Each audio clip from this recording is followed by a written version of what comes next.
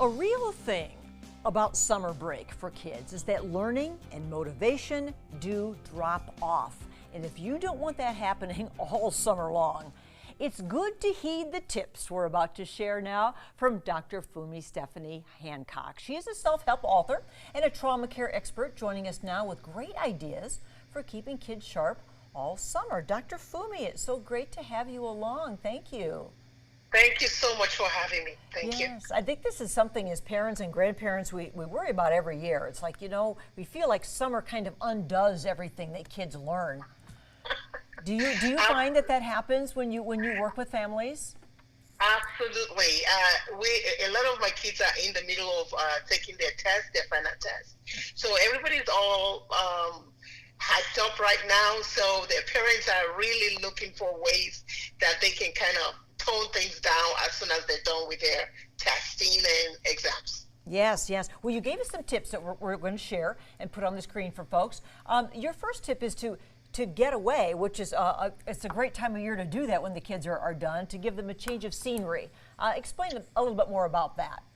Absolutely. A lot of our kids, especially with this pandemic, many of them are they've done their classes in the house, they've done it on ground, they've been cooped up in the house. So it's good to change scenery. They do not want to stay in-house, which they've done for the last 2 years. Mm-hmm. So it doesn't even matter if it's outside of the state. It could just be within the state, as long as you're changing scenery, doing something away from something that they're already used to, their regular everyday routine. They're all for that. Yes, give them a break. And parents need it too. I mean, we all need the break. Finding purpose, that's something we all need, and kids need it too, don't they? Absolutely. Now, well, here's the thing: if a kid does not have anything to do, you're looking for trouble. That's trouble right there. Mm-hmm. So our kids are very inquisitive. So you want to keep them busy at the same time entertained. So it's important that for you to be able to grab and hold on to their attention, you need to give them a purpose, something that they can latch onto and say, "Yay, this is mine," even though you gave them the idea, but they can look at it and say, "Wow, we love this." That's good. That's good. Now, sometimes people just say, "Well, I'll just send my kids to summer school." You say some education is good, like put in some kind of learning. What would you advise on that? Well, education is always good, right? But we have kids that are all burnt out right now. Mm-hmm. Right. So we want to make sure that we're teaching them in different ways. It could be in the way of where you take them. It could be in the way of just books, that if they love to read books, find something that they love to do and incorporate education in it. I have some of my kids actually visit a bookstore and get to pick a book on just any topic that they love to do. So education is important as long as it's different from the kind of education that they're receiving in the classroom. Okay, that's good, because sometimes kids don't even realize they're getting an education. They're having fun, but they are learning. They're learning something, right? Absolutely. We, even us as parents, when we were younger, right? Some of our parents, give us ideas indirectly, without feeling like, oh, we came up with the idea, but it was our parents that actually came up with it. Well, Stephanie, Dr. Fumi, I'd like to skip to one thing about the electronics. I know you have a lot to say about that.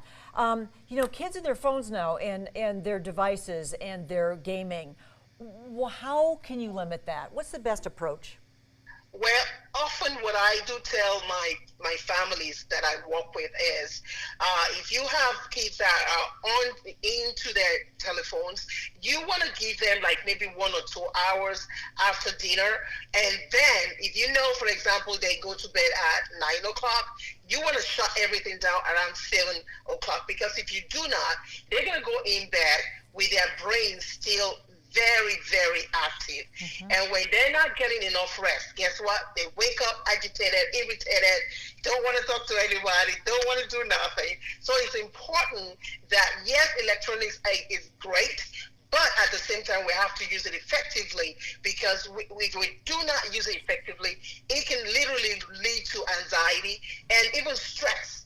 Just take the time to shut it down at least 1 to 2 hours before they close their eyes. I see that you've advised age 5 and under should be limited to 1 hour a day, and 6-year-olds up to no more than 2 hours a day. So kids that young, are not necessarily on a phone, but they're playing games. Anything that has a screen, anything that's electronic, is what you say we should limit and monitor.